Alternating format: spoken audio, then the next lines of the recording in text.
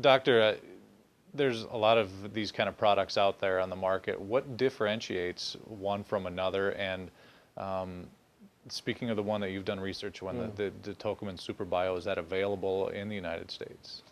So first of all, there are many, natural compounds, and you saw the other day I read an article in Time magazine about people's frustration on dietary supplements, and my take on that is you cannot lump everything into one terminology.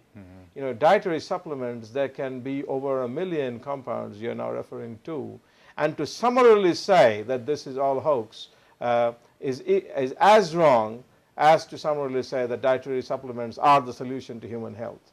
Both are equally wrong.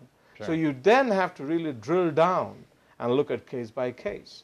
For us, it has been a very tedious and painstaking journey over a very long period of time. Most of the time, I see a claim made with a new product.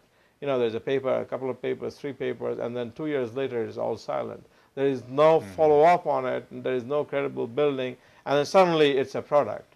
So for those, I am, like many others, skeptical, equally skeptical.